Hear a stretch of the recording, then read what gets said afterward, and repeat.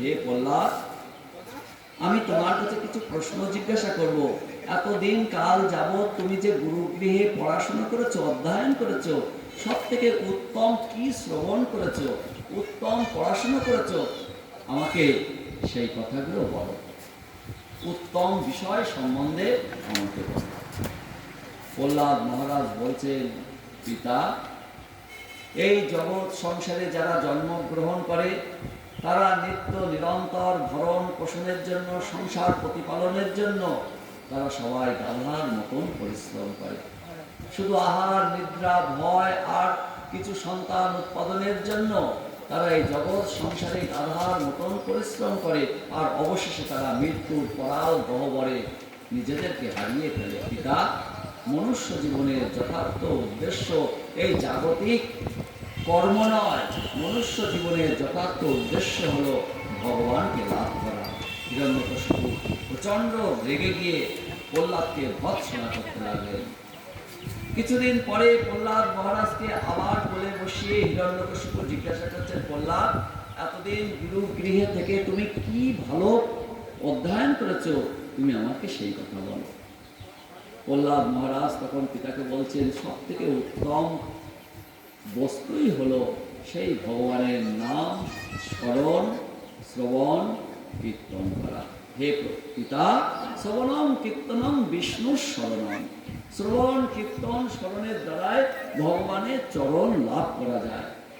অর্চন, বন্দন, পাদ সেবন, আত্মনিবেদনের দ্বারাই সেই ভগবানকে লাভ করা যায়। পিতা, এর থেকে পরম শ্রেয় বস্তু এই জগৎ সংসারে আর কিছু নয়।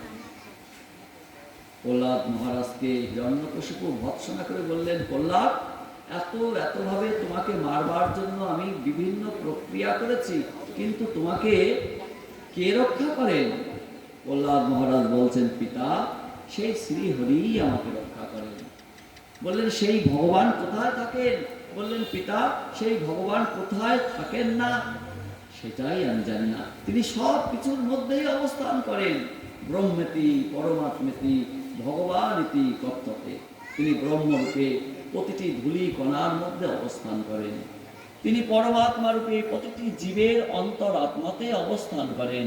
আর ভগবান রূপে তিনি সেই নিত্য তার ধাম গোলক বৃন্দাবনে তিনি নিত্য রাধা রানীর সঙ্গে তিনি বিরাট সম্পাদন করেন। তিন স্বরূপে তিনি অবস্থান করেন, ব্রহ্মেতি, পরমাত্মেতি আর ভগবান ইতি কর্তব্যে। তিনি কোথায় নেই? হিরণ্যকশিপু বলছেন, প্রহ্লাদ, এই স্তম্ভের মধ্যে তুমি তোমার ভগবানকে দেখাতে পারবে? বললেন, পিতা, এই স্তম্ভের মধ্যেই ভগবান আছেন। হিরণ্যকশিপু তার গদার হাতে সেই স্তম্ভটাকে যখন বিদীর্ণ করলেন, সেই স্তম্ভের মধ্য থেকেই প্রহ্লাদ মহারাজের দৃঢ় সংকল্পকে, প্রতিজ্ঞাকে তিনি রক্ষা করবার জন্য সেই স্তম্ভের মধ্য থেকেই হিরণ্যকশিপুকে বধ করবার জন্য তিনি নরসিংহ, নৃসিংহ অবতার রূপে তিনি আবির্ভূত হলেন। অর্ধেকটা তার সিংহের মতন আর অর্ধেকটা মানুষের মতন। 1000 বছর ধরে হিরণ্যকশিপুর সঙ্গে নৃসিংহদেবের ভয়ঙ্কর যুদ্ধ হলো, ভয়ঙ্কর যুদ্ধ। কখনো ভগবান নৃসিংহদেব হেরে যান, কখনো হিরণ্যকশিপু হেরে যান। এইভাবে যখন অনন্তকাল ধরে যুদ্ধ হচ্ছে, তখন হিরণ্যকশিপুকে নৃসিংহদেব তুলে তার উরুর উপরে তুলেছেন। উরুর উপরে তুলে তার বুকটাকে তার বাটালির মতন নখ দিয়ে একদম বিদীর্ণ করে তাকে মেরে ফেললেন। এতটাই উগ্র হয়েছে নৃসিংহদেব ভয়ঙ্কর যুদ্ধ করে যে দেবতাগণ পর্যন্ত, গন্ধর্বগণ পর্যন্ত, কিন্নরগণ পর্যন্ত, যে লক্ষ্মী সদা সর্বদা ওই নারায়ণের বক্ষবিলাসী পাদ সম্মাহন করেন, তিনি পর্যন্ত ভয়ে থরথর করছেন। নারদ, শিব, ইন্দ্র, বরুণ, চন্দ্র, সূর্য সমস্ত দেবতাগণ স্বর্গ থেকে পুষ্পবৃষ্টি করছেন নৃসিংহদেবের মস্তকের উপরে, তথাপিও নৃসিংহদেবের ক্রোধ সম্বরণ হচ্ছেন না। উগ্রং বীরং মহাবিষ্ণুং জ্বলন্তং সর্বতোমুখম নৃসিংহ অহং ভীষণং ভদ্রং মৃত্যু মৃত্যু নহম মহম। ভগবত ভক্ত যখন ভগবানকে আরাধনা করেন, ভগবান তার কাছে তখন সৌম্য প্রসন্ন মূর্তিতে আবির্ভূত হয়। যারা ভগবানকে বিরোধ করেন, ভগবান তাদের সম্মুখে ক্রোধ প্রকাশ করে নৃসিংহ অবতার রূপে আবির্ভূত হয়ে ভক্তকে রক্ষা করবার জন্য সেই ভক্ত বিরোধীদেরকে যুগে যুগে তিনি নাশ করেন। এই জন্য অতি ক্রুদ্ধ সেই নৃসিংহদেবের রূপের কাছে কে যাবে? স্বয়ং লক্ষ্মী, যিনি তার বক্ষবিলাসী পাদ সম্মাহন করেন, তিনি পর্যন্ত ওই উগ্র রূপের কাছে যেতে সাহস করছেন না। ইন্দ্র, বরুণ, চন্দ্র, সূর্য সবাই ভয় পাচ্ছেন। দেবাদিদেব মহাদেব পর্যন্ত নৃসিংহদেবের ওই উগ্র রূপ দর্শন করে সবাই দূর থেকে দর্শন করে ভয় পাচ্ছেন।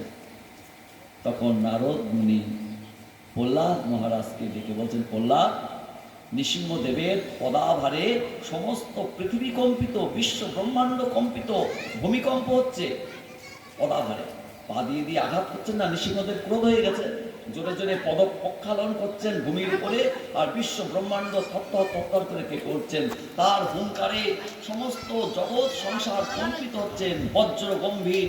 প্রহ্লাদকে ডেকে নারদ মুনি বলছেন, প্রহ্লাদ, হিরণ্যকশিপুকে তুমি শান্ত করতে পারবে? প্রহ্লাদ বললেন, হ্যাঁ আমি পারব। বললেন, যে ভগবানের ভক্ত তার কোনো ভয় নেই। ব্রহ্মা, বিষ্ণু, মহেশ্বর ভয় পাচ্ছেন, কিন্তু ছোট্ট 5 বছরের প্রহ্লাদ, তাহার কোনো ভয় নেই। কেন? তিনি তো সর্বান্তকরণে শতকরা শতভাগ শরণ নিয়েছেন ভগবৎ চরণে। আত্মনিবেদন তুয়া পদে করি, হইনু পরম সুখী। আমার দুঃখ দূরে গেল, আনন্দ রহিল, চৌদিকে আনন্দ দেখি। আত্মনিবেদন তুয়া পদে করি, হইনু পরম সুখী। প্রহ্লাদ মহারাজ তার দেহ, মন, জীবন, যৌবন সব কিছু ভগবৎ চরণে সমর্পণ করেছেন। যে ভগবানের অভয় অশোক অমৃত স্বরূপ চরণ তলে নিজেকে বিলিয়ে দেন, তার কি কোনো ভয় থাকে? তাই প্রহ্লাদ মহারাজের কোনো ভয় নেই।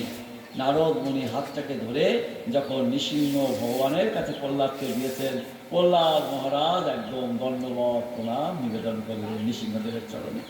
একদম সাষ্টাঙ্গ দণ্ডবত প্রণাম করেছেন।